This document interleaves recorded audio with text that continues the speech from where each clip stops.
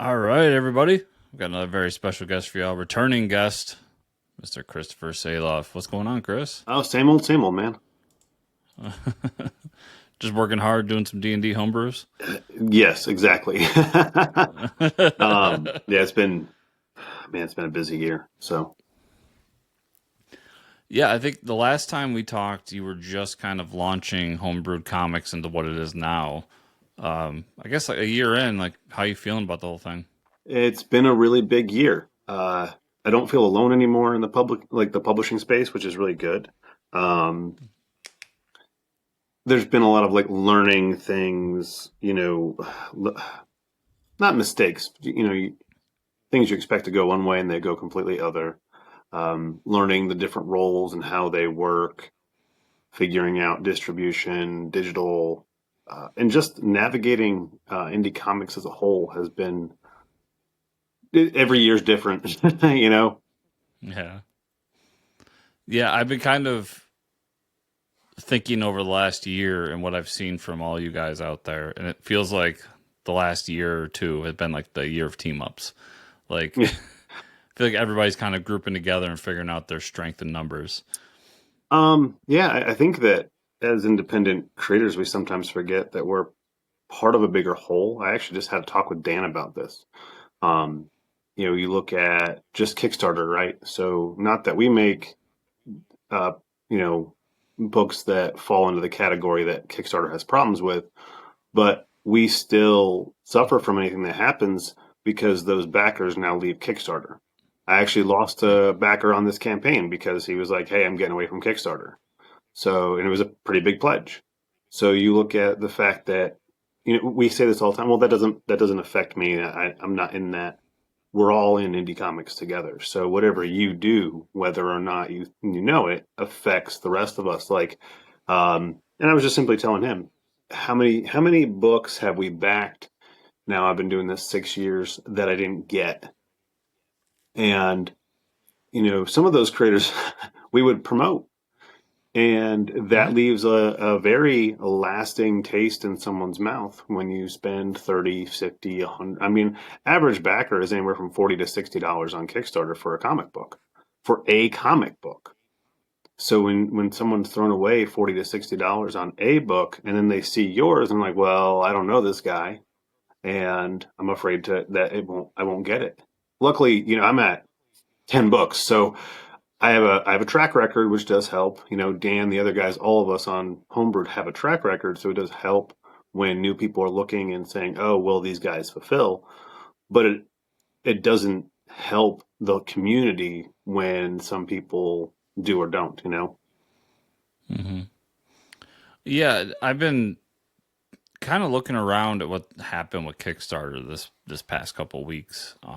If people don't know, they kind of put the hammer down on not safe for work books, Mm. and then went back, and it's all around Stripe and how the payment processing work, and you can all look it up if you really want to know more.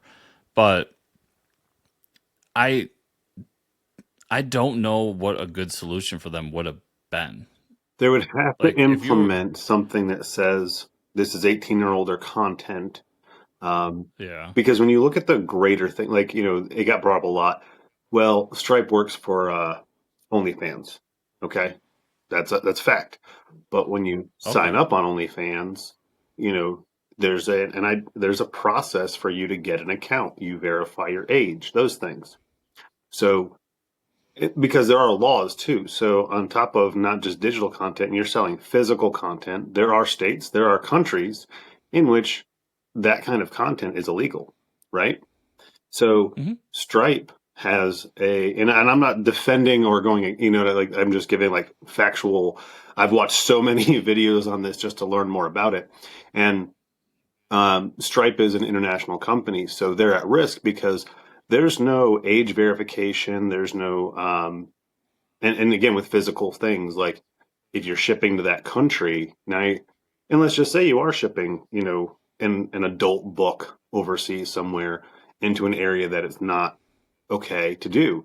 I doubt we as creators know every territory that you can't do that to. So you go, oh, I got this order, I ship it there. Now all of a sudden you put Stripe who accepted that payment at risk, which is really, and I think that was over course corrected and things, but I don't think there's the only option you would really have is if you had a age verification for pages like Kickstarter content that was adult only.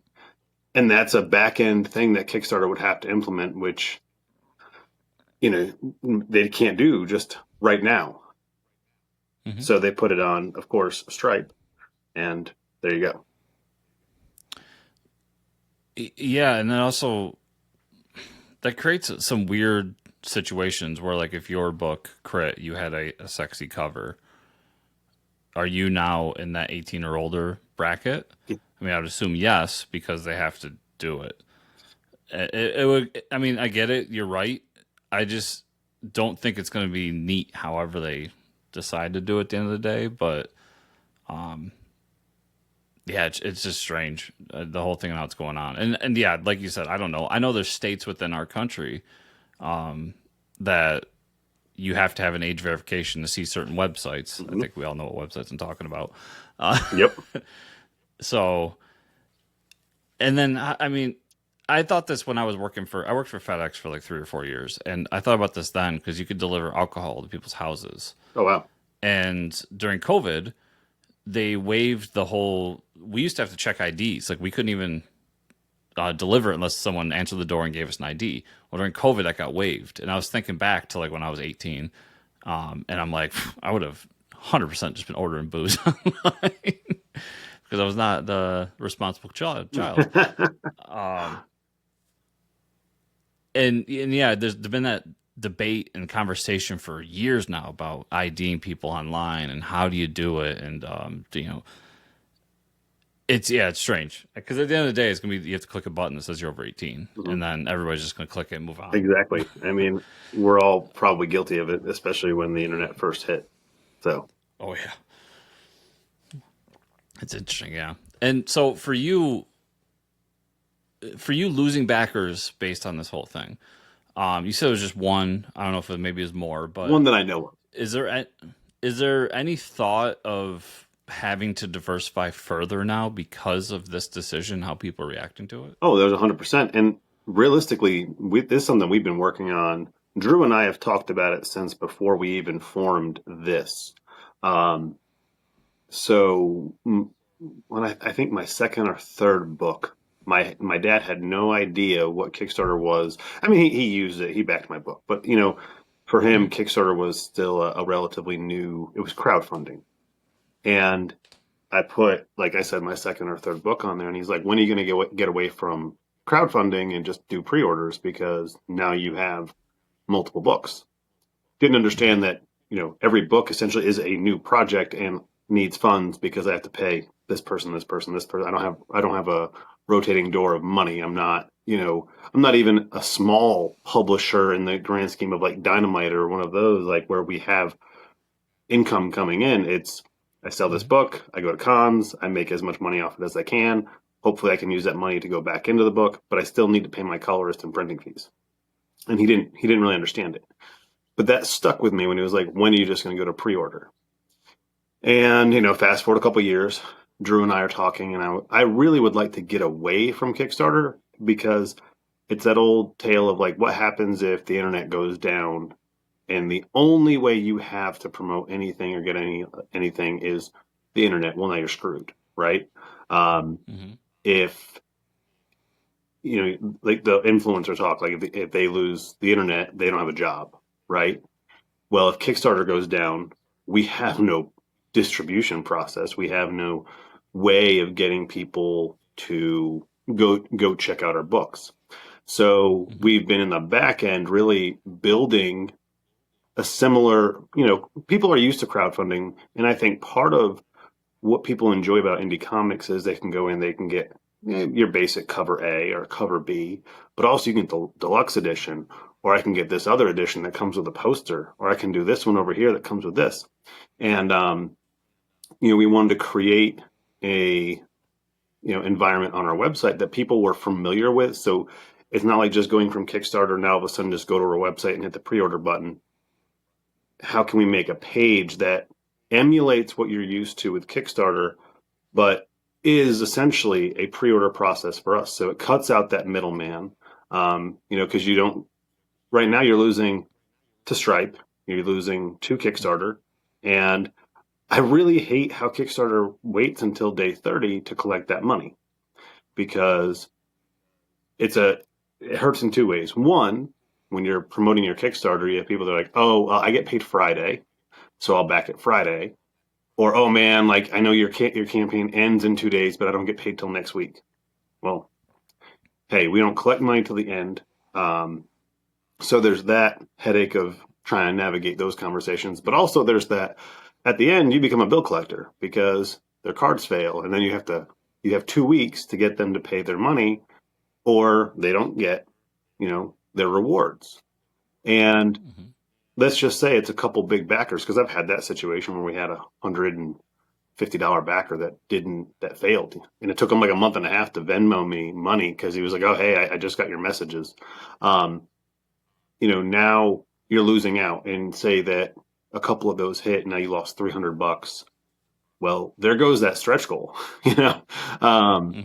And when you do, what we've built is something that collects that money right then and there. So it still has, we're delivering on this time, yada, yada, yada. But now we have that ability to do a pre-order process that can be similar to a crowdfunding process for people. So we're not changing everything.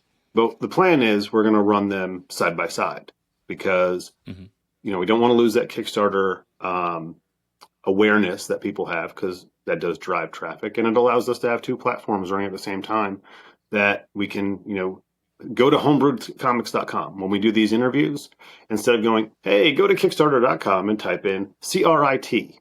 Or if I say crit, they might hear grit. And they go there and they can't figure it out. And now I lost a backer because I didn't enunciate properly. Just go to homebrewedcomics.com.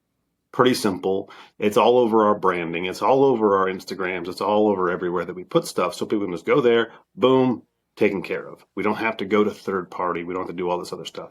And I think that's something that a lot of people would prefer. But getting someone to program that is not the easiest, as we found. And luckily, Drew is a programmer. So he's been working on it for a while. And I just talked to him today, and, we're running our first campaign for a book that he worked on called Samara. It's with Del Barris, who is, he worked with Marvel way back in the day on a lot of stuff. And so we're going to be using the platform first for that book to see how we can do, launching a Kickstarter and a Homebrewed funding side by side.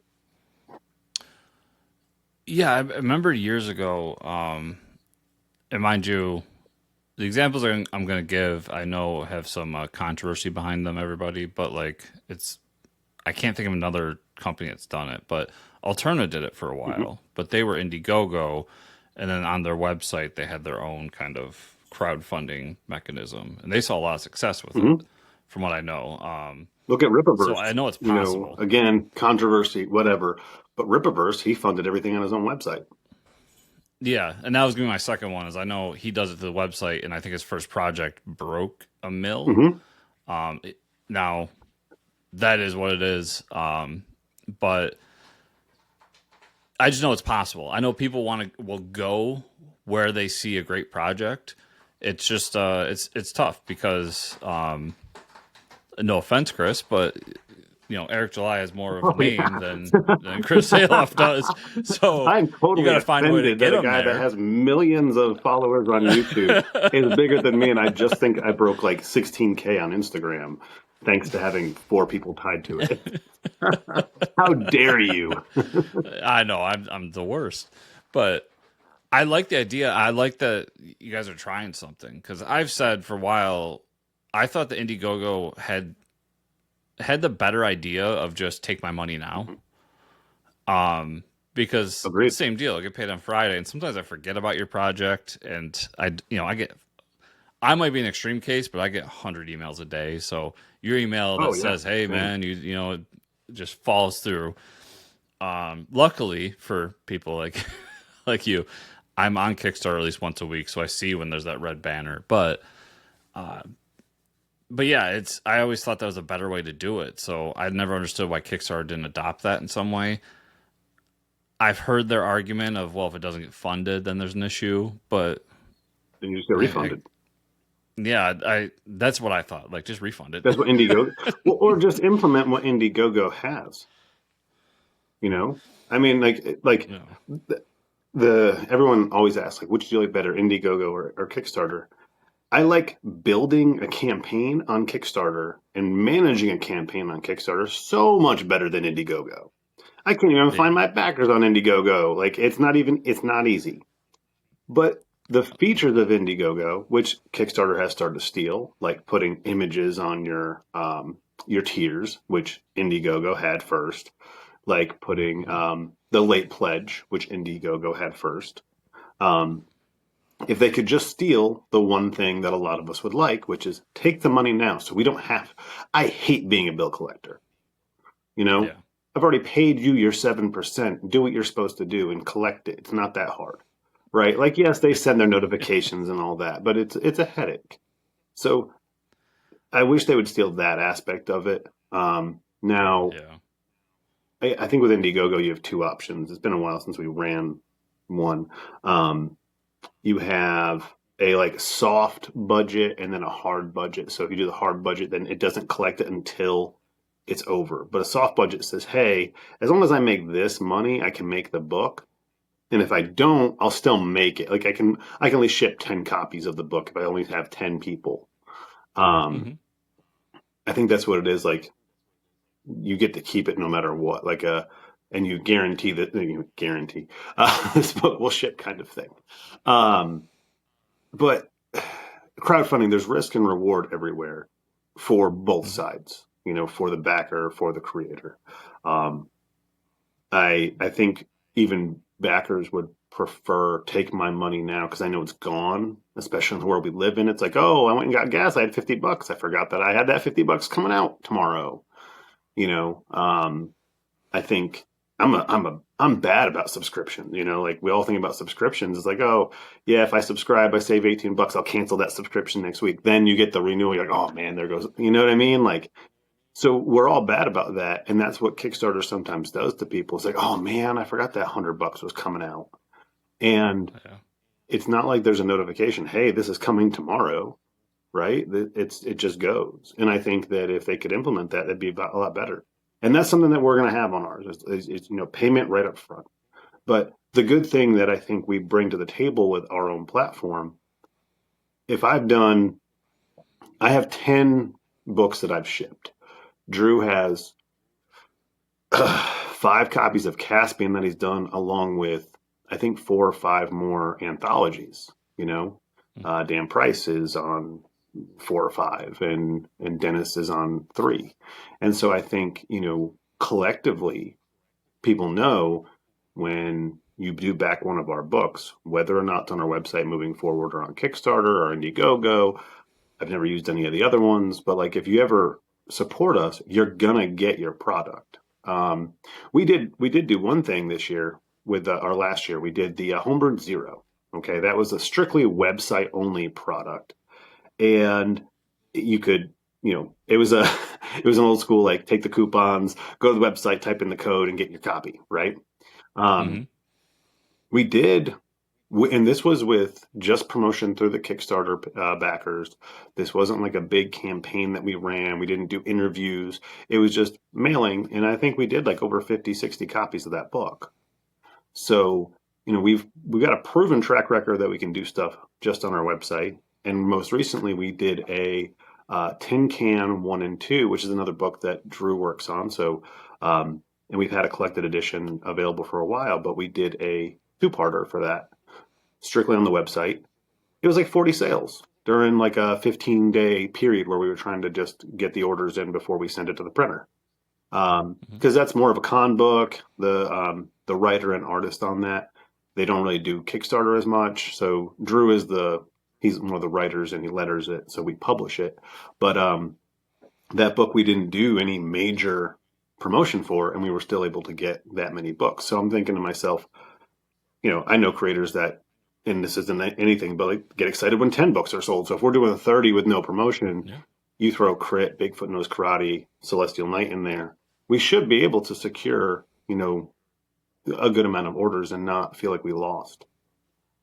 Because we all know the biggest book that we always do is always the first book, right? My first book, I shipped I failed the Kickstarter. So then I just put a pre-order on my website at the time. I literally made a real bare bones website and just found like the easiest way to do a pre-order button. 150 copies. Because friends and family, your first book is your friends and family and then random people. Once the friends and family get issue 1, maybe issue 2, they're like, hey, you're on your way. Cool. This is going to go collect the dust. So when a family, oh, look what my nephew did, but they don't care. They don't read the book. And that's fine. That's great. Thank you for supporting the project and helping me get kicked off. But, I think by book 3, especially, you found what your reader base is. And so I have no doubt in the world that us moving to our website is going to be a harmful thing. I think it's just smart for us to do coinciding campaigns, lower the goal on Kickstarter, and see how we do. So that's really like the next venture for us. And I know me personally, I'm excited about it. There's a little nervousness in there, like anytime there's change, we don't like it. But I think it's for the best. And I think you're going to see a lot of creators do the same thing. Yeah, especially with what I talked about, everybody teaming up. Like, there's no reason not to at this point, other than just, like you said, programming is hard. I see a lot of these creators teaming up, and I say this all the time. Being in a publishing company with shared responsibilities, because when we all 4 of us came together, we have legal documents, everything's across the board. We're owners. So they call me El Presidente because it is arguably my company.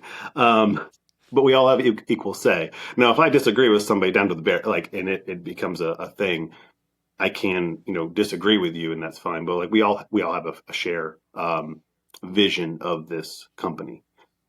But this would be arguably the second company I've been part of. The first one, my band was signed to a record label. I wish Dan was here because there's an ongoing joke where I was in a band, but I was in an actual signed, did record labels, was on Warped Tour, and it was an LLC, and there's 5 of us in there, and so it's like having a company with, the band is like having 4 other girlfriends. You're always going to argue about something. You're always going to disagree about something. And where do you personally know the line is this is business and this is personal? And the problem that I ran into with my last venture was business was never seen as being personal. It was always just an attack. I disagree with you. Oh, you hate me. And I'm hoping that the creators, as they team up, they have those conversations like, hey, this is just business. If we decide to do this and you disagree and it's 2 versus 1 or however it goes, it's a business decision. And I think that's where the challenge is going to be for a lot of these indie creators, is to be able to separate the two. Because we had that in the beginning, was we had a very big company. We got together last year to con. For the first time, we met everybody in person. Like I had met Dan and Drew, Dennis lives an hour away from me, so I see him all the time.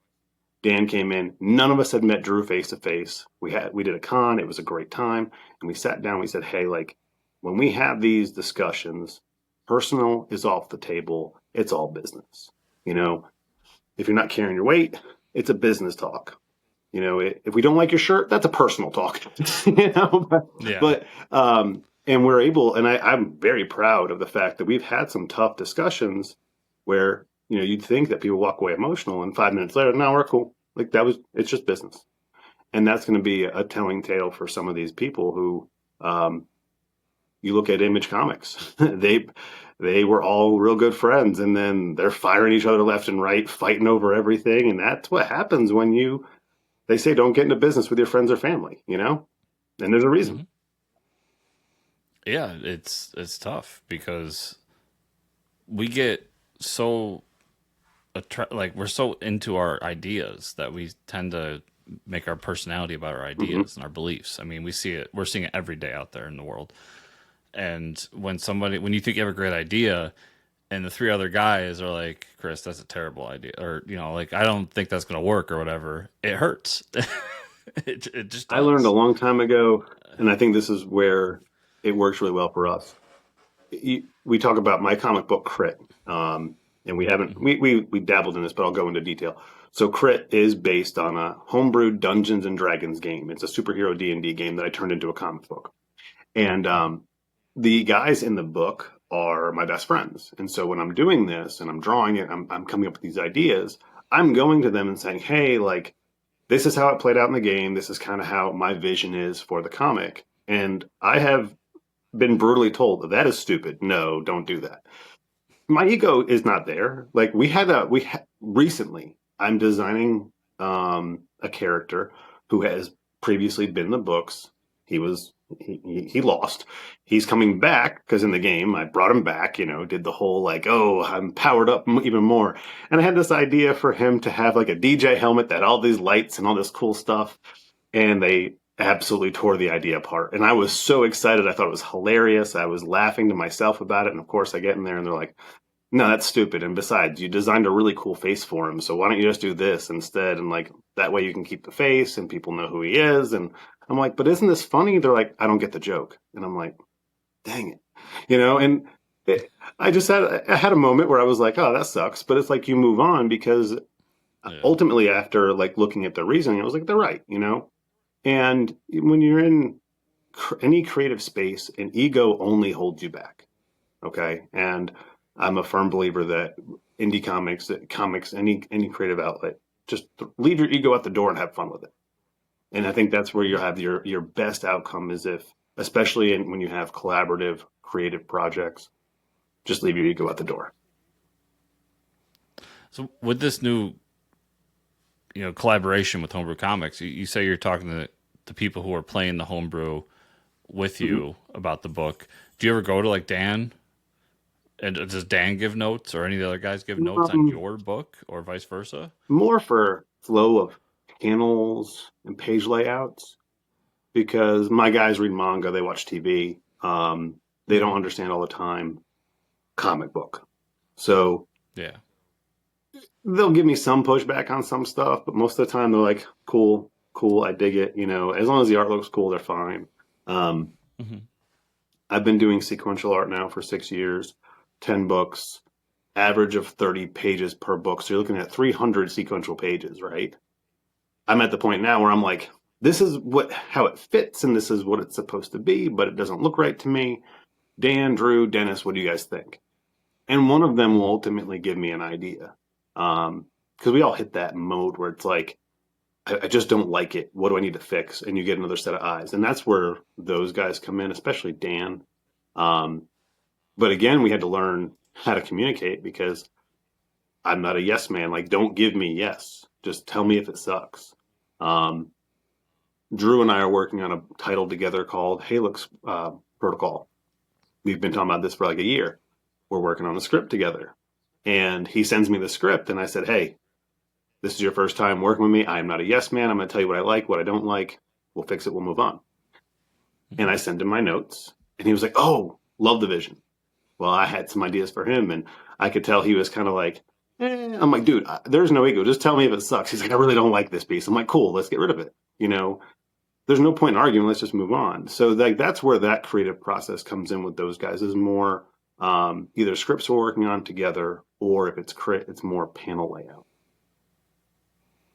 Okay. So it's more looking for a second pair of eyes to kind of Yeah, especially if look I over don't everything and make sure it's. like my perspective might be off or the flow of the panels.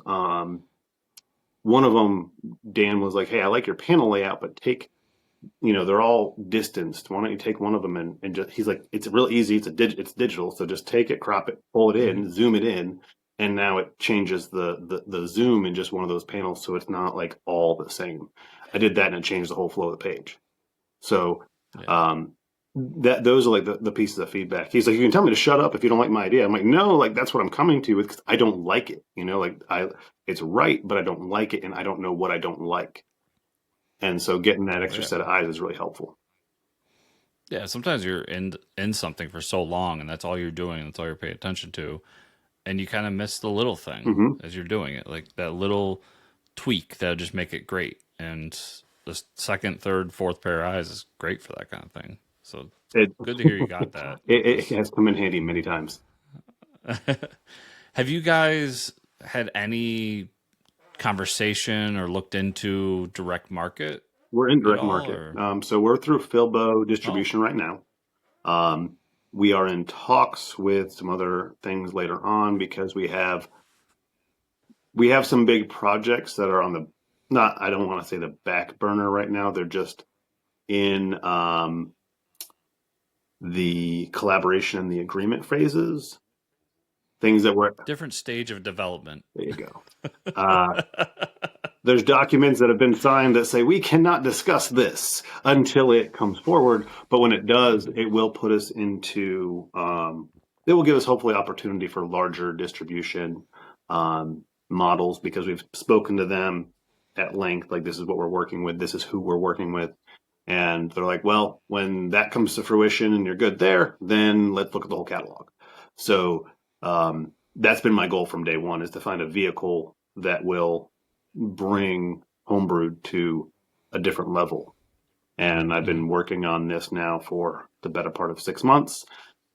And that is probably the most difficult part of my job, but we'll get there. I've alluded to like we've always have big plans, and that's just my big baby right now that I'm working on.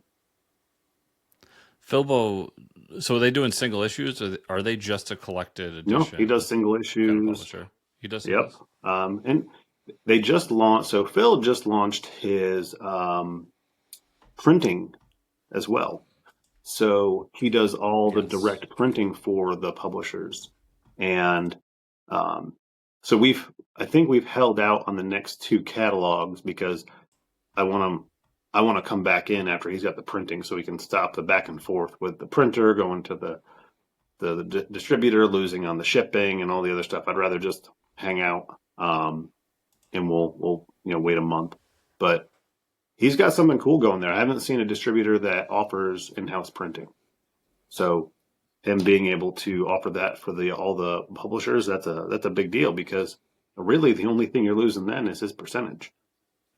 So Yeah. because there's no shipping cost, and we all know you might make $200 in the book, take out the 25-30% you lose, and then you take out the shipping, and now all of a sudden you're either breaking even or you're a little bit negative, unless you're selling hundreds and hundreds of books. So, but then again, you're selling hundreds of books and your shipping goes up. So, I've been really excited to see that shipping go out because one thing I'm buying this summer in July when I get my bonus check from work is I'm buying my own printer too for small runs. I've already found it and made some space in one of my offices to set up a big printer so I can print comic books and flyers for work because I really need them for work. And I told my boss, I was like, hey, I need to put this printer in here because we print a lot of flyers. And he was like, that's a great idea. I said, yes, it is.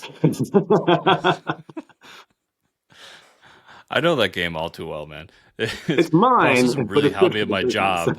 I mean, I want the toy. That's really what I want, but it really helped me with my job. Yeah, sure, Yep. go buy it. Okay. Well, it is mine. They're allowing me to bring my own printer in because, I'm saving the company money. And he was like, yeah, whatever's good saves us on our bottom end. You're more than welcome to do. I'm like, yes, because I don't Yeah. have the space for this giant thing. So with that, like, how are they helping at all with your connections to retailers, or are you guys kind of taking that on your own? What's Philbo kind of bring to you other than just shipping to the direct market? Really, I mean, if you were to get onto Lunar, it'd be the same thing. Yeah, they have a catalog and people Yeah. look at your book. But if you're not out there actively promoting, no one's going to buy your book.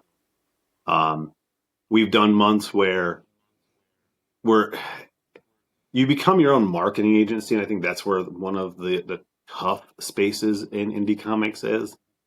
We're Mhm. creatives, okay? Some of us have a background in marketing, but how many of us are really good at selling ourselves to a store? There's this.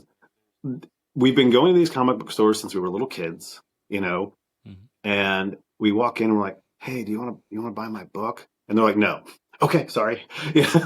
I've had those conversations, and I'm a salesman. Mhm. I've been in sales since I was 15 years old. You know, like, Yeah. and I had this conversation recently. Someone was like, "How can you be?" I still hold sales records from 15 years ago. How can you be this very talented salesperson, but you walk into a store and you're like, "Hey, do you want to check out?" No, I'm too busy, and then you just like shut down and walk out. And it's because that's your project. You're not selling somebody Mhm. else's phone. You're not selling, a house. You're selling something you made, and that is tough. Yeah. Um, Yeah. and so that's been one of the challenges just for us is to get behind more of that marketing to stores. And in the climate that we're in, some of the stores really have a pushback of having another distributor. And it's nothing against Phil, but like there's been a lot of small distributors that come and go so quickly. So just like, when you're on Kickstarter and someone sees your first book, they're they may or may not go for it because you haven't had a proven product yet. So I think Mhm. once Phil's out for a year or two and really built up the relationships and had that traction behind him of like, hey, I've been doing this for 2 years. Here's the 500-600 stores that have purchased from us and gotten everything on time, you know. But again, that goes back into the community that's on there because it's all indie comics. And Mhm. if you're late, that doesn't reflect just on you, that reflects on Philbo, that reflects on the rest of us. So, or if you have a garbage product that you didn't print on good paper, that, you didn't look at the editing, like, this is all the stuff that when you go into, and I say garbage and I apologize, I'm just saying like, some of us really don't take the time to go back and remember that this isn't something that you're giving at a con to someone who might just throw in a stack. This is going to a comic book store, and that 10-inch space that they're using for your book is real estate in a store. That is Mhm. money for them, and Yeah. that's what holds indie comics back from getting into stores in the first place. And people don't think about that. You walk into a comic book store and you see a wall and you're like, oh, my book could fit right here.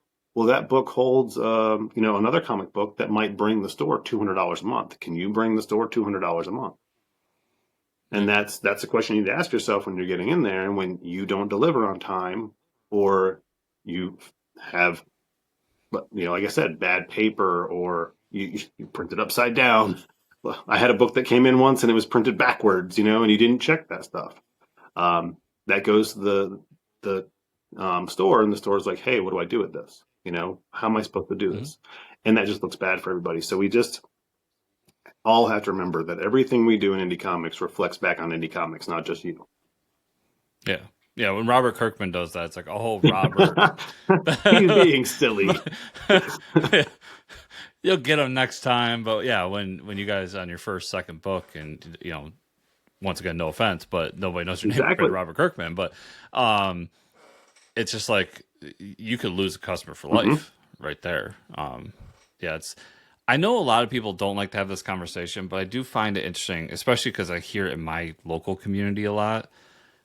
When talking with retailers and trying to get your book in there and doing those sales pitch, does price become an issue? Are you guys kind of trying to lower to be more like Marvel, DC, Image, or are you still sticking with that premium price to that you're doing on a I Kickstarter? would love How's to, that kind of I working? would really love to be in that price range. Um, Hmm.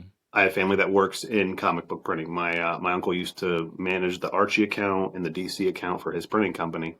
Um, and even when I talked to him, he was like, until you're over 1,000 copies, you're not really getting any any benefit, you know. Yeah. Um, so then you have to question yourself: if I spend, 50 cents a book for 1,000 copies, now I have to sell 1,000 copies to make that money back. Am I able to sell 1,000 copies for one?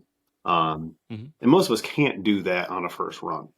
I know Dirk Manning. I had a talk with him at New York Comic Con, who does Source Point Press. He's the publisher there, and Hmm. he told me the same thing. He's like, just when you feel like when you have the money, buy 5,000 books. You'll get them cheap, and then you sell through that 5,000. And he's like, just that's what I would do. And it's a great if you have that money to invest in all that. That's great. And then you can have that $3.99, $4.99 price point.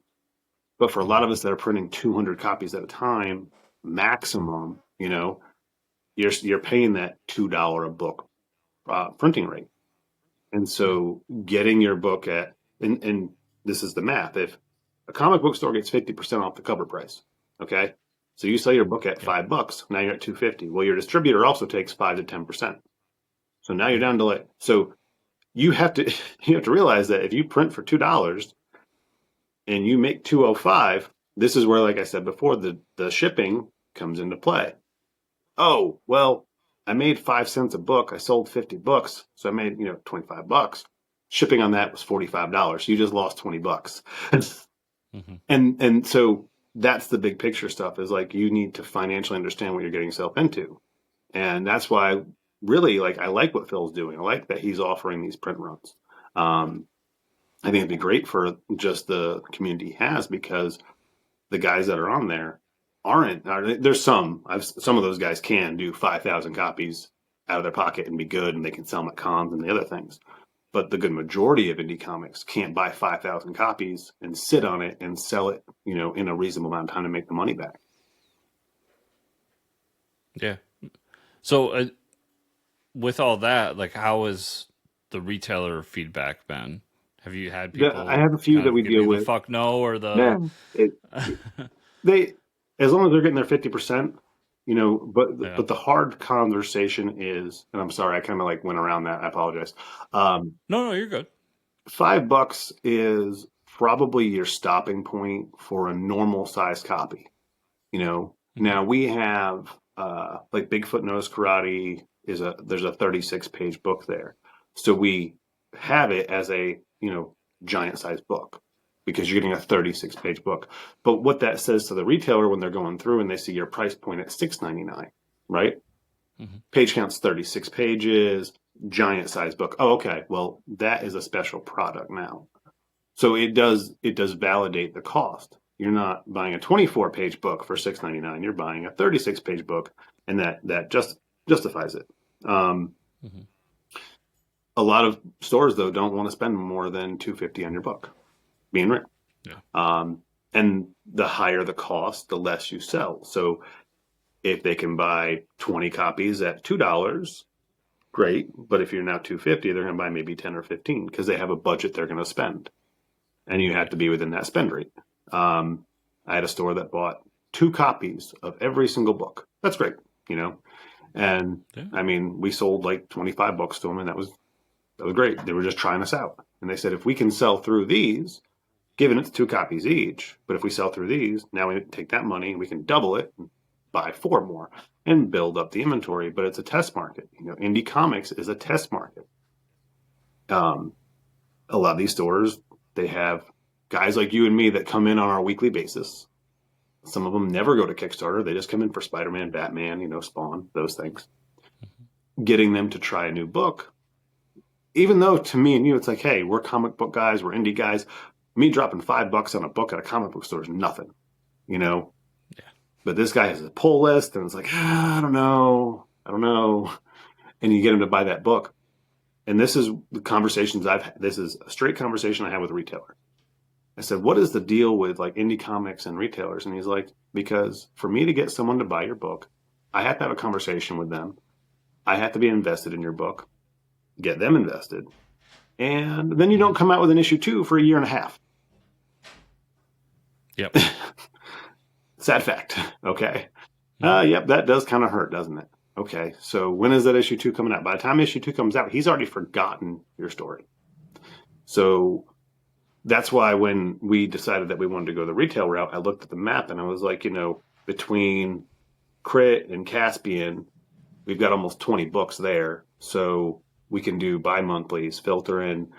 And you look at the publisher, a publisher that has a monthly book, at least one, you're still staying in the front view of that reader. Oh, that's a Homebrewed comic. Cool, I'm going to read it.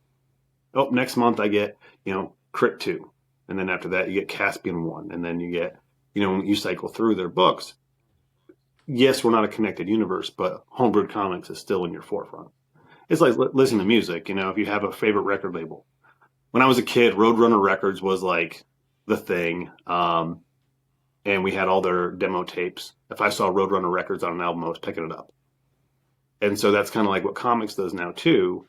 You look at Boom Studios. Boom does it great.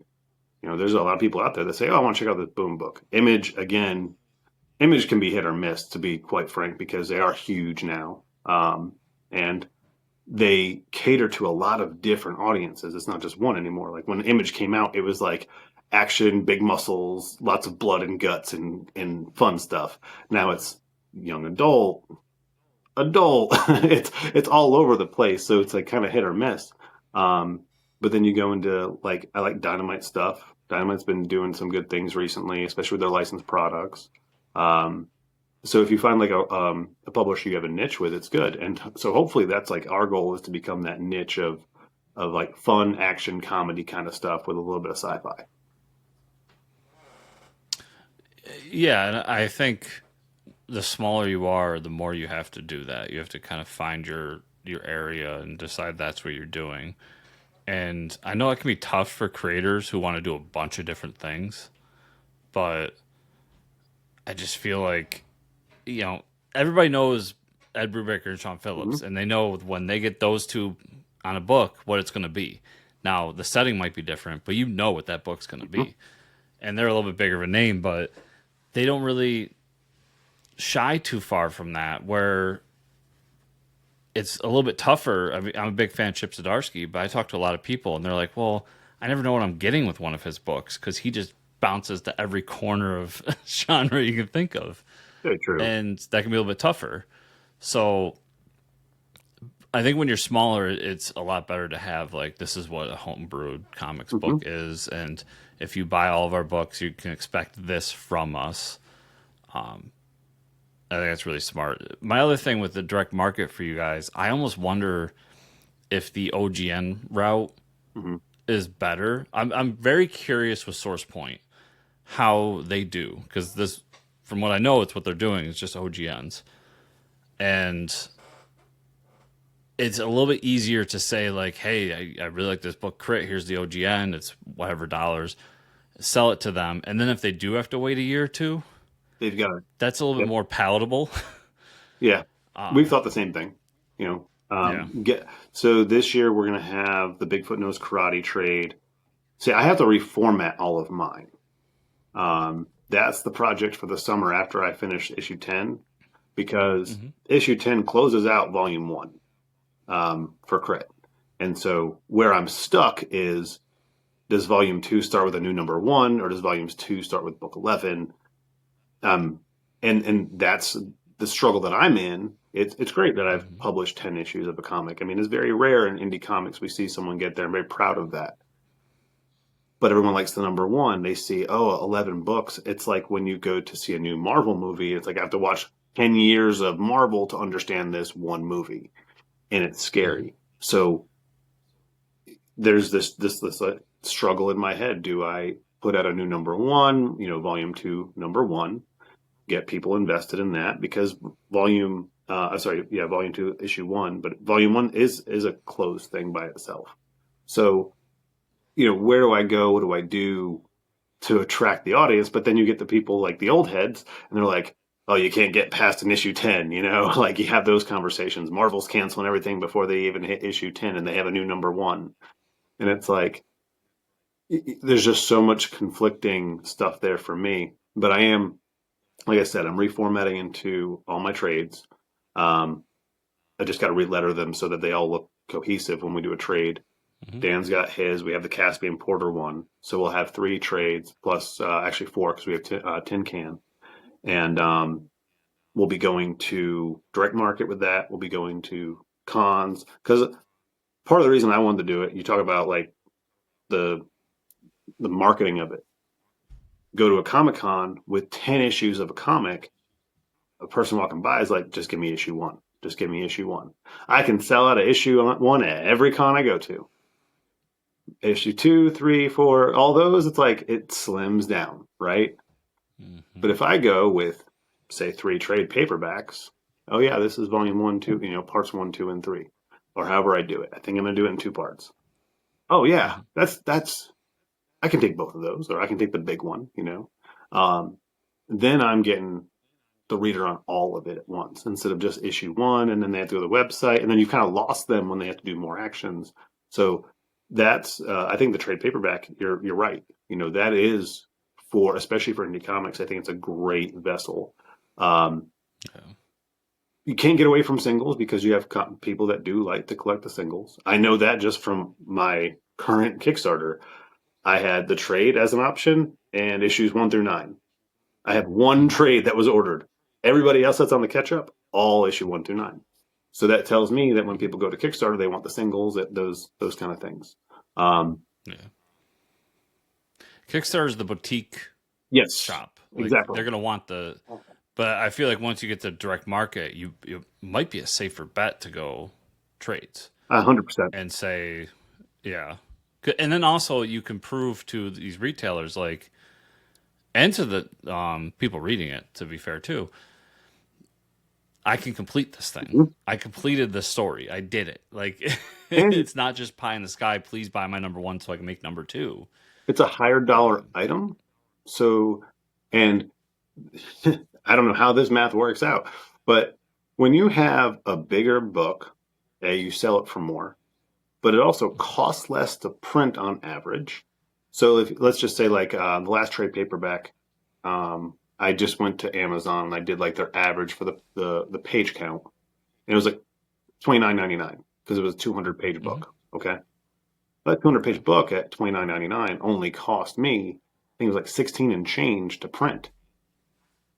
So I have a $13 window where I can, you know, take off from the price. So I can actually make more money on a bigger book. And then store makes more money on a bigger book as well.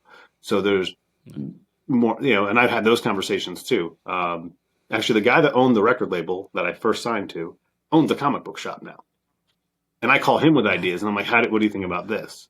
And he has told me many times, he's like, do the trades, but don't lose those singles. He was like, you would not believe how many people read a trade and then come back in and buy all the singles, you know? And mhm. he's like, but there's also people that buy all the singles and want the trade. He said they kind of go hand in hand. So don't ever just get away from one for the other. But he was like, at cons, especially, you need trades. He was like, you have too much product on your table that it gets overwhelming. And to me, I'm like, yeah, but that's so cool, you know. That's like all my flashy stuff, you know. Yeah. And then it's like, oh well, I see the point, you know. Um, I don't need 30 pieces of flair. I understand it. Um, if you haven't seen Office Space, you need to go see it because that's an amazing movie. But the trade paperback is something you're going to see from Homebrewed before I'd say September October time because we just got Bigfoot's formatted. He's got to do some fixes on it.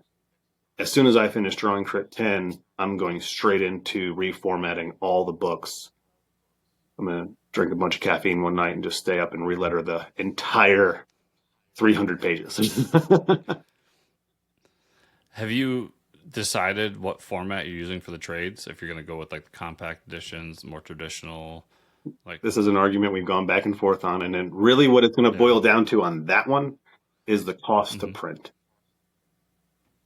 Okay. Um, I have looked, Marvel and DC, well, DC has done really well with the compact editions.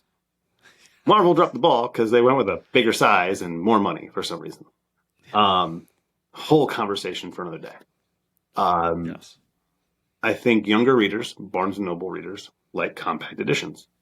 They fit nicely in Hmm. the backpacks. You're not putting this big giant thing in there. But that's where you will have to do both because there's people like me. I don't like compact editions personally.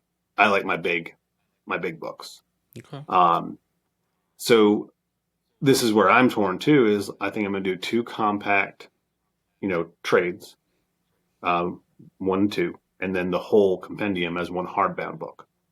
Um, that's what I think I'm going to do. We're on the same page because that's what I was going to say. Because I like the compacts. I think it's a. I'm just cheap, so if you can bring the price point down, I'm a happy man. So I really like them. I like that it's getting, especially for you guys in the indie space, it's getting your price for a trade down to something that's more palatable, just to a consumer out there. And I feel like you can do both. You could do the compacts, and then down the line, after those are out, do the big hardcover. Because I mean, obviously you can see behind me, there's a ton of hardcovers back there. I love those as well. But you could do the big hardcover that's a little bit oversized and really shows off your book, and can be a little, you can, It's a the price premium. can be up there a little bit because it's this like premium product. And more often than not, I think creators, especially indie creators who haven't really done it yet, are going to be surprised how many people double dip. Hmm. I've Um, experienced it when I did my first trade, because I had yeah. people that were buying all the books and then the trade, and I said, okay, well, there's clearly a need here. It's just realistically, like Dan and I talked the other day, I have my daughter, and my ex-wife and I still have to manage that with my daughter. So I have Mhm. them all the time, even though she's 16, it's always something. Um, I've got my work, which is a nightmare by itself. I've got all the projects within Homebrewed Comics and and the individual needs throughout that, the distribution, all this other stuff. My own book, and then it's like, okay, well now, do I want to? And this was the conversation, was like, are you going to do issue 11 this year, or do you want to do your trades? Because I can't do both. I really can't, because I draw my books, I letter my books, I format my books. Everything except for the coloring aspect is me. And the whole reason for that is, if I did it all, you'd get a book every 2 years, because I really hate coloring. But I was like, I have all this on my plate, so I think I'm going to put issue 11 into next year. Let that be the next volume, and really close out this section with my trades, because I've wanted to do them. And just like this conversation is going on, it's like, well, do I do it this size? Can I break it into four? Well, now I'm offering four instead, and I'm running into that same problem where I have a lot of product. And it's just this constant. I have so many amazing covers. I'm like, do I really want to just do two? And it's just this constant battle in my head. And I'm talking like problems that many creators would love to have, right? Like, I'm Yeah. blessed that I've been able to do this. I've been literally able to make 10 books in 6 years. Not many people get there. I'm very proud of it. I'm very happy. But then you get into like all the small pieces, and you're like, what do I do with this? And but I've thought the other day, I said to Dan, I was like, I'm really thinking about rebranding it as just constantly running into trouble. And he's like, but you've been marketing crit for so long. Why would you get rid of that? And I'm like, because to me, the longer names, like Something's Killing the Children, is very Mhm. popular, and it's catching. When I say crit to people, they're like, oh, grit. And I'm like, no. And so I was thinking about just reformatting it, constantly running into trouble. And that got shot down, which I agree with. I've been using crit for a long time. It's a recognizable thing. So I think what I want to do is crit, and then having like the old school, like, um, not SWAT cats. What was it? They did it too, but the Jim Lee book, Wildcats. Wildcats, how he had like Yeah. the covert action teams thing. So I can Hmm. put like, crit, and then just have constantly running in the trouble on the book. Because I do think that title is a little bit catchier for some people. And I want to make use of that. Yeah. Um, and if you read, I've also, oh, go ahead. I was gonna say, I've also seen in with some image books and everything. I know Matthew Rosenberg just did it with his new book that I can't remember the name of, but they do a different logo for different variants too. So you could even do like an acid test where this is the original crit logo, and this is my new constantly running into trouble Mhm. logo, and see what people prefer. I mean, I thought, and this was where we kind of had a meeting of the minds, on the front yeah, putting crit, on the binding putting constantly running into trouble. for the trade. Yes, because I'm going to have, I mean, it's going to be a pretty thick book. Yeah, And that way, when yeah, it's on a shelf, you know, the cover, because I have some amazing covers. So I just use an amazing cover with the crit, and I can put constantly running into trouble still small on there. But then when it's turned to the side, we have that constantly running into trouble. And I can still put on the very bottom the logo crit, so it's still yeah. recognizable. Um, I think that's what we all agreed upon for it, because That's 6 years, uh, you know, I've done 8 Kickstarters because I did 2 that were either on Indiegogo or self-funded. I've done a lot, and I don't want to like lose the brand. I actually had a publisher that wanted to pick Crit up, but they wanted to get rid of all of it and put it into some anthology every little while, and it would lose all of its branding, all of the stuff I've done, and I don't really want to give that up, even for a publishing agreement. You know, like yes, you're much bigger than me. Yes, that's great, but I at the end of the day, I didn't make this comic book to make money. And I made this comic book because I want people to read the story of me trying to kill my friends. Yeah, definitely. And I've been on this soapbox for 6, 7, 8 years now. Your spine is the most important part of your trade. Mm-hmm. It needs to be flashy. It needs to look good. It needs to be, because when it's on my bookshelf, I hate these old Kickstarter books where it's just a black spine with generic white lettering that says Crit or whatever the book is on it. I think that's way more. People love the cover and it's flashy and it's, you know, it's the thing you put on the Kickstarter page. But for the final product, the most important thing is that spine. 100%. It needs to be something cool, designed well, and just kind of pop out with not being too. It's a tough balancing act, but it's probably the most important part that everybody overlooks. Just I see it all the time. One fun thing about this team that we have that we don't talk about enough is we're all designers. So Dan's a graphic designer and a web designer. Drew is a designer. He's a web designer. We all have design background. I'm a graphic designer. I went to school for graphic design and web design. We all have this design background. So when we look at things, there's a reason why me, Dan, and Drew are all letterers, because we have a design background, and all lettering is design. And so we would talk about that, like when it goes to the logo placement and stuff. I am such a like particular person. We're all like, no, you can't put that there. It's got to go over here. Like you're blocking this. And when you talk to someone who doesn't have that design background, they're just like, but it's supposed to go right here. It was like, no, that might be where you think it's supposed to go, but graphically you want it over here because this is where the eye draws you. And you get into that whole conversation of the eye drawing, and they're like, oh, and it's like, and then you go back to that spine. Now you go from real estate that's this big to catch your eye to this big. And if you just have CRIT in white lettering, no one's going to look at that. That's why I've always loved the fact that my logo has so many dimensions to it, because I can play with it and have fun with it. I did feel like when I didn't put constantly running into trouble on the first, because that was an argument then with some other people, I put Homebrewed Comics, because I think Homebrewed Comics has it's Homebrewed Heroes then, before we made the new brand. But that logo I really loved because it was based off Mortal Kombat, and I love Mortal Kombat, and it's like a catchy thing. So I think that you're right. Like if you can't catch the eye with the real estate you have, you're not doing yourself justice. And whether it's a local comic shop, all the ones I've been to, I've been to all of them obviously, but when it's a single issue, they show the cover. Mm-hmm. The cover's sitting on the shelf. You can see that, you know, this is what Batman looks like this month. This is what, you know, Spider-Man looks like, so on and so on. But when it comes to trades, it's the spine. I usually see them with the spine, and it's the same when you go to Barnes & Noble or your local bookstore or wherever else you see them. It's always the spine.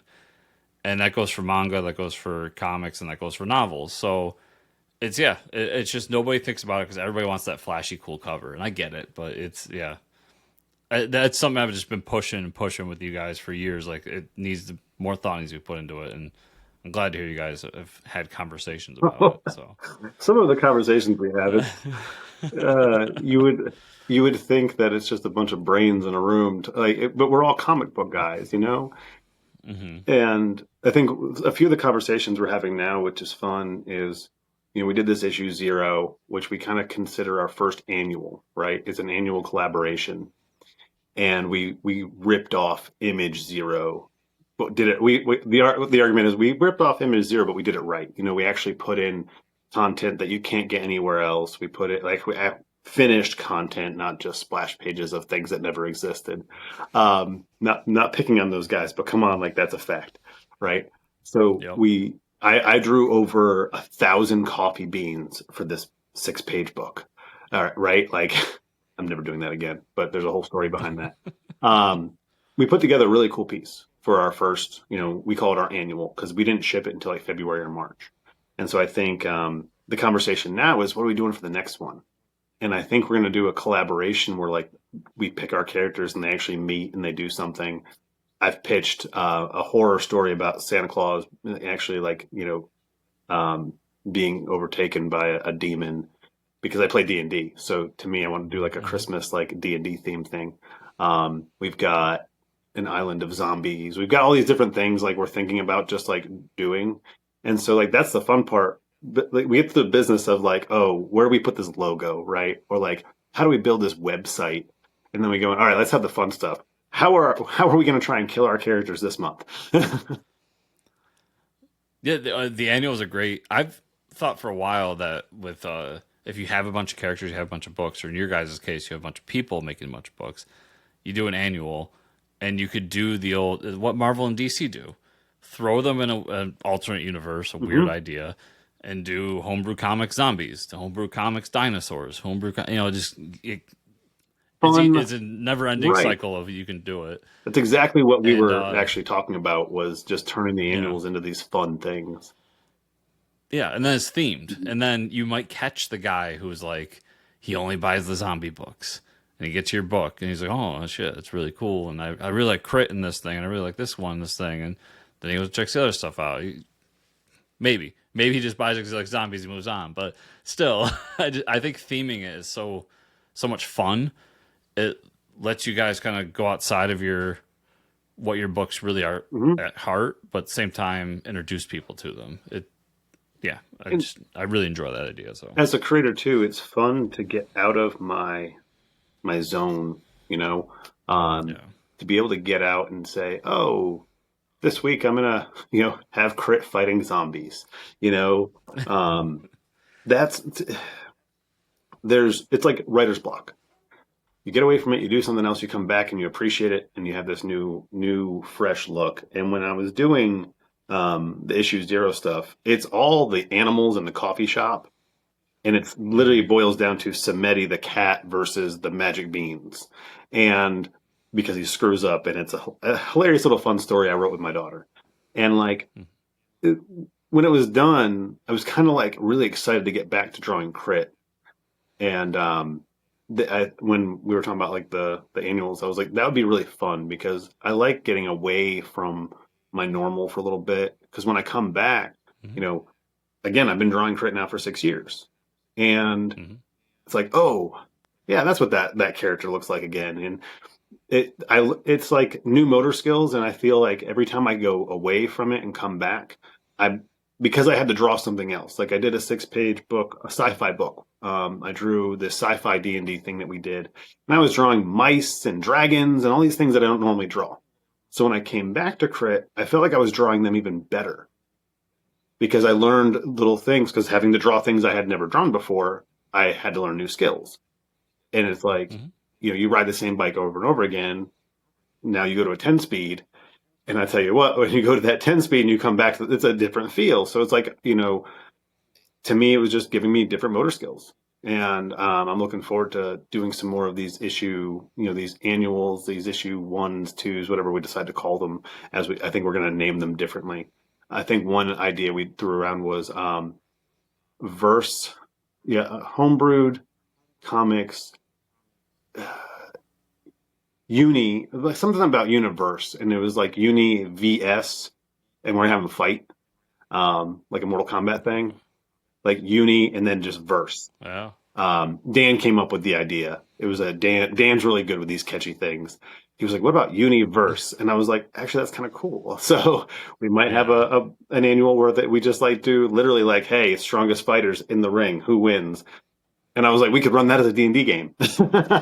That's where I always go, but. So I just looked up. We've been chatting for an hour now, and so I don't want to waste too much of your time tonight, but we got to talk about the book a little bit. So you're on issue 10. We've been talking about Crit a little bit here and there. Where are we at with Crit story-wise with this new issue? So this issue, everything from issue 7 on really leads into this. It's kind of a ongoing campaign. So Whereas some of my other books, it would dead end and we'd start off like a month later. This has been consecutive for the last 3 or 4 books. And this one, the end of the last issue, issue 9, the gang, the Legion, if you read issue 1 or issue 3, the Legion was very big in those books, comes back for vengeance. They're taking the fight to Crit now, and they have a new leader called Staccato Mamba. And he's a bard character, so he sings quite a bit, and he looks like a Freddie Mercury if Freddie Mercury was a gangbanger. And so he sings, he can control the gang through his voice, which is why halfway through the book you're like, why are these guys with no powers fighting guys with superpowers? And you realize, oh wait, that's why, because he's just endless waves. Out of game, I'm going to tell you that the whole thing was they had ticked me off, and I was like, how easy is it to kill them or not? And in D&D terms, the best way to challenge your players is mobs, because you can, one powerful enemy is very easy for 5 strong characters to fight. But what about 30 guys versus 5? How does that go? Because I'll tell you what, my level 10 character died to a bunch of bunny rabbits one time. But it was inspired by the fight scene from Ninja Turtles 1, where they're in that house, and it's like an endless wave of foot soldiers. And so they're just protecting their home turf, their coffee shop, and there's a lot of fun, typical Crit stuff in there. A lot of action, lots of quips. There's a coffee cannon. That was an argument we had for about 30 minutes. Can we put the coffee cannon in the book? I said, no, I don't want to draw a coffee cannon. Finally, I'm drawing a coffee cannon. It's like a super soaker, but scalding hot coffee. And there's no warning label, so they're going to get sued. And this ends this part of the story for them, because at the very end of this, they are offered a position within the city, working with the city against greater threats. So we started off Crit as this corporate kind of security thing that they wanted to turn into a product for the city. And of course, in D&D fashion, they didn't like that. So then we transitioned, and now they've gone into their own private sector. And the city's like, hey, like, we need to regulate you. The easiest way to regulate you is you becoming part of our law enforcement. So this ends their freedom for a while, but it also opens them up to a lot of other threats, and we go into more of New Orleans after this. So we're going to go into some of the more voodoo fun stuff after this. It really closes out the first chapter of Crit. They've gone from guys with no powers to guys learning their powers to how do we be heroes, and let's open a coffee shop. So people ask me, what is Crit? And I'm like, imagine if you had Police Academy with superpowers. And if you're a little bit younger and you don't know what that is, then it's the other guys with superpowers, because they're both buddy cop stuff. Well, if you don't know the other guys, it's Guardians of the Galaxy meets X-Men. And that's pretty much what this boils down to. It is a lot of fun. It is, every issue is me literally trying to kill my friends and them having to get out of it. And for me, it's a very fun, emotional thing. I love when people come to me and say, I read this one thing in this book and it made me laugh. And the reason it hits me hard is because everything that you read isn't something I sat down and, oh, this is great, this is quippy, I would have put this in there. No, it's something I recorded my friends saying at a table, and it's us having so much fun that, like, when we got into this room, we said we're leaving real world behind. We just want to have fun. And so for 4 to 6 hours once a month, me and my friends got together. I got to record us having so much fun.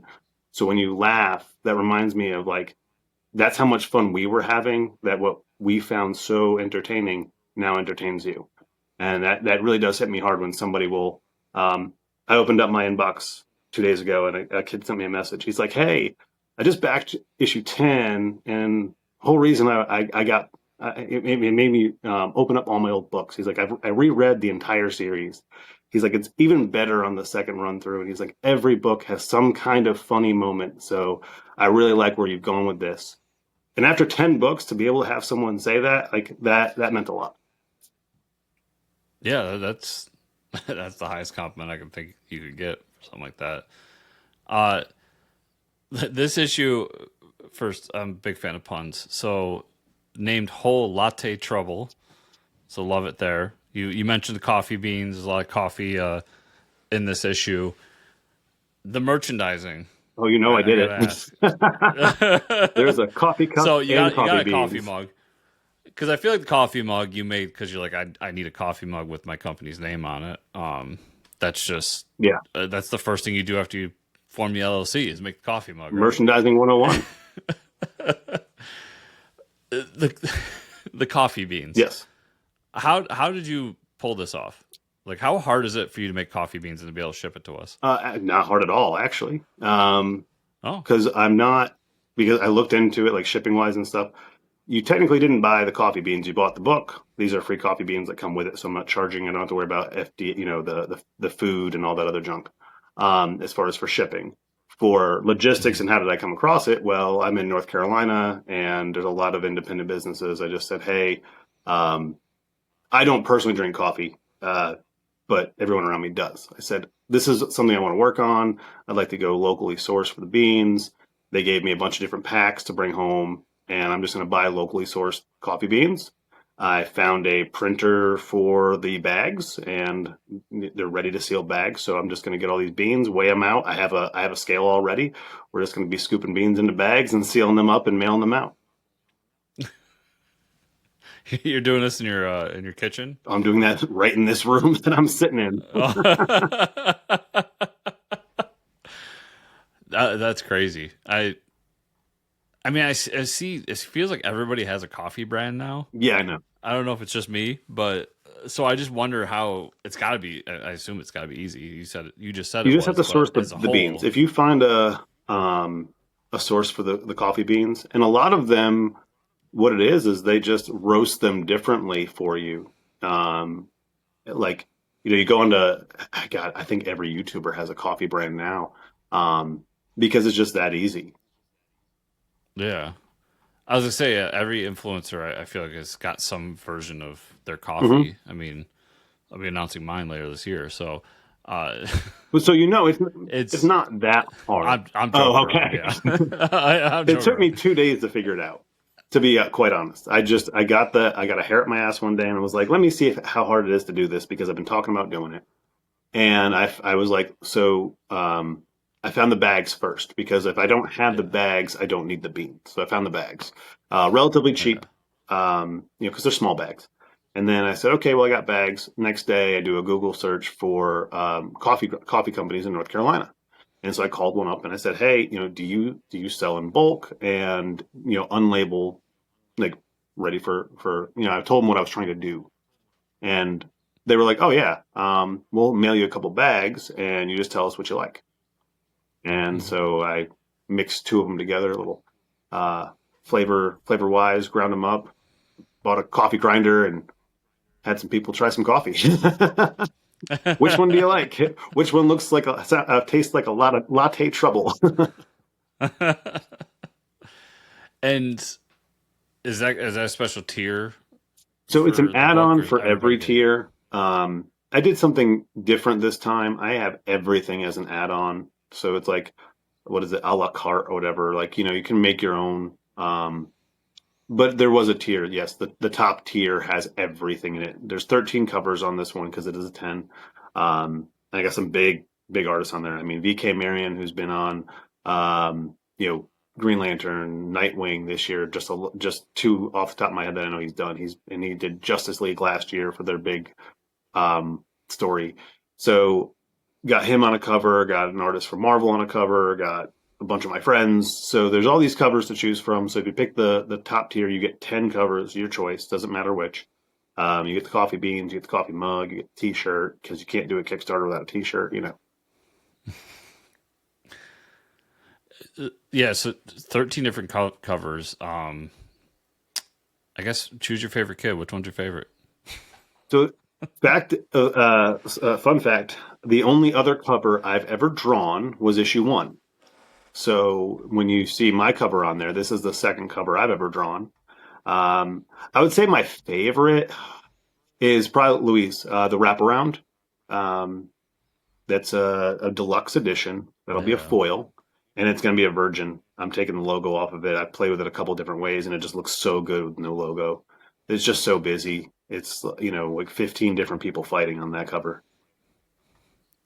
Yeah. Did you ever think about making that into an art print or It doing will be a print. a poster? Yes. Yeah.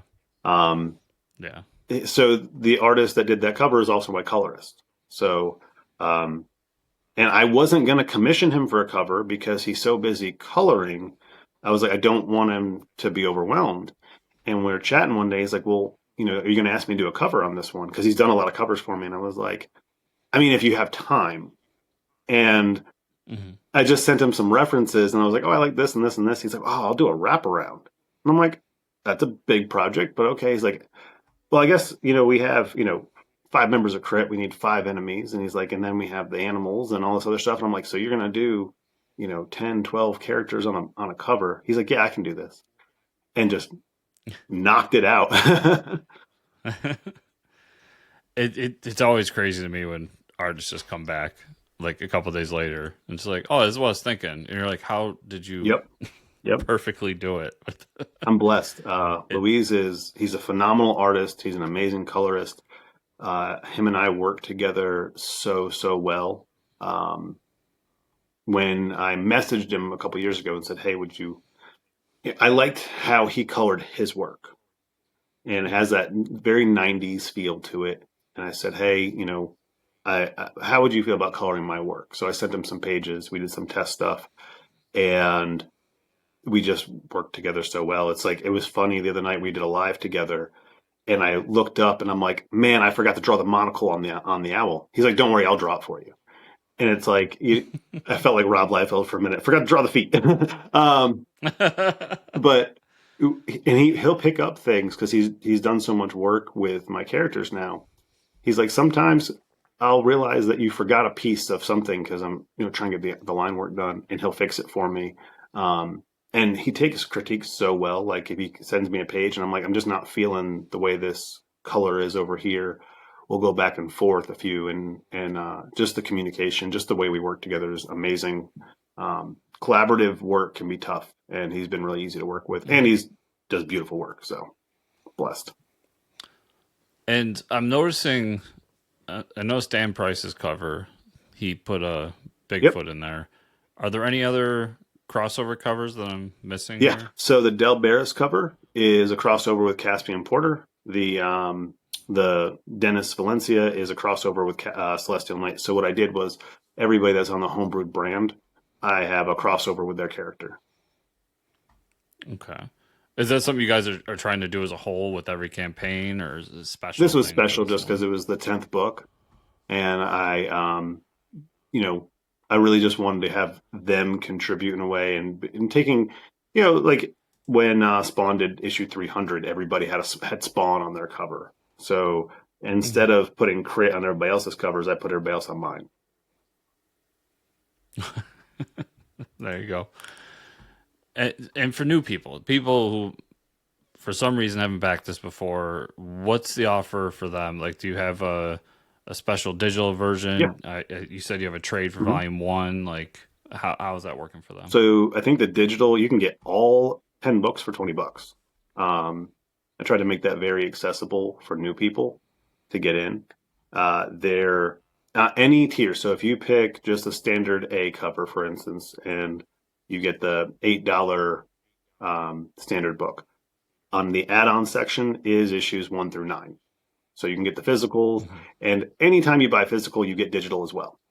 And all those digital, all the back issues will go out, I guess, in 2 weeks when Kickstarter finally sends me the funds and we know how it all boils down. Everyone will get the digitals first.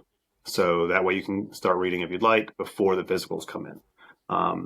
Tried to make that very accessible for everybody.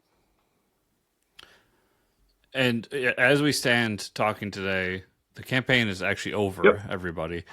It is funded, and you exceeded your goal by quite a bit, but you're doing late pledges. So for those who may not know, like, how do late pledges work on Kickstarter? The same way a normal pledge works. I've never done it before. I didn't turn it on the last campaign, and so I turned it on for this one for a few of the tiers.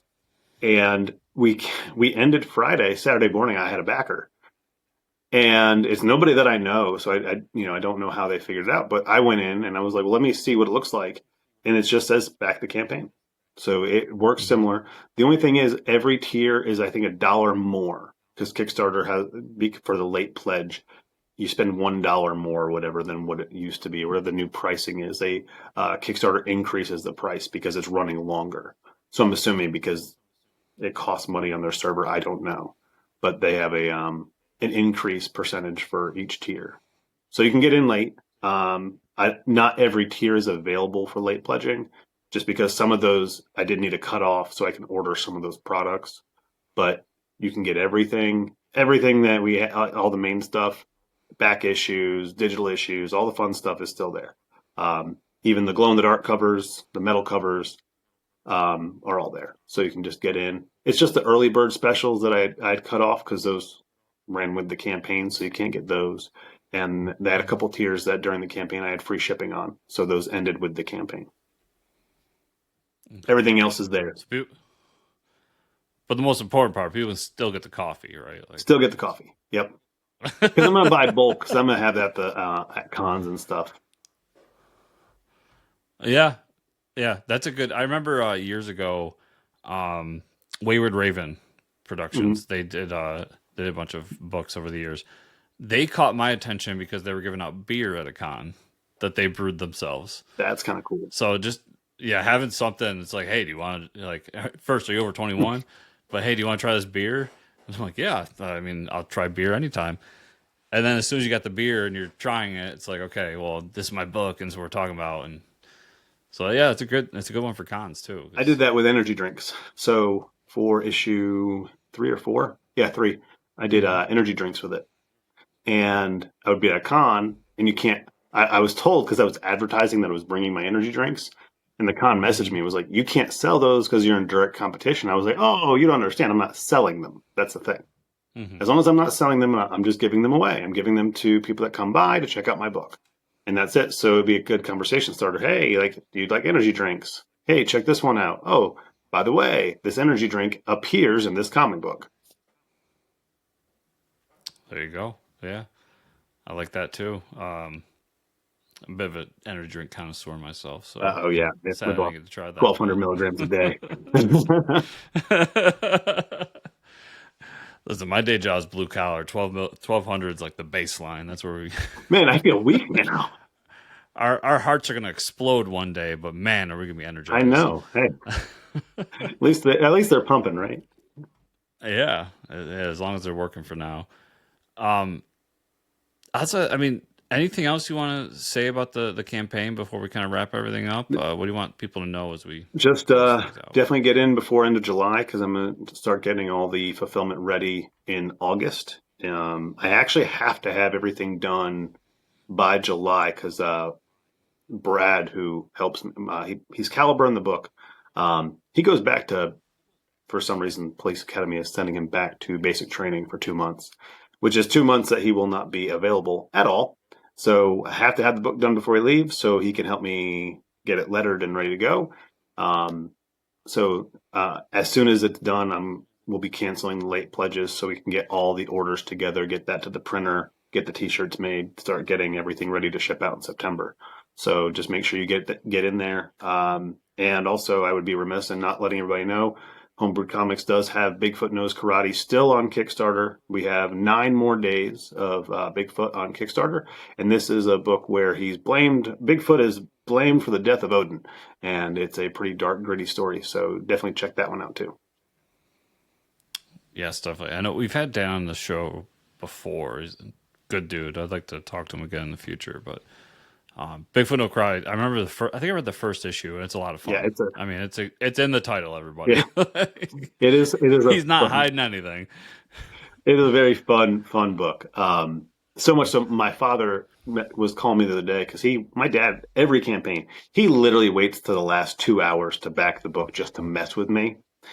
And so he calls me. He's like, "Hey, don't you have a campaign running?" I'm like, "F you, Dad." He's like, "My actual reason for calling is you keep talking about this Bigfoot book. I'm really curious." He goes, that Bigfoot knows karate is a really good name. He's like, why didn't you come up with a cool name like that? And I'm like, thanks, Dad. Oh, I'm glad I'm not the only one. I get that Yeah. shit all the time. Yep. Yep. Every year on my birthday, it's something about dads that just give you shit your whole life, right? Yeah, that's why we love them. That's part of the reason why we love them. Chris, it's been an absolute blast, man. Once again, let everybody know where they can find you, whether it's social media, website, wherever you want to direct people. Homebrewedcomics.com is the easiest place to find everything. And if you're on Instagram, it's at Homebrewed Comics. It's very simple. All right, everybody. And you can check out the show notes down below. I'll have links to, most importantly, that Kickstarter campaign and the website as well. I'll try to get all of the social media so you can check all that out. Just go down the show notes. You'll see everything you need to make sure you can get the latest issue of Crit and keep up with everything Chris is doing.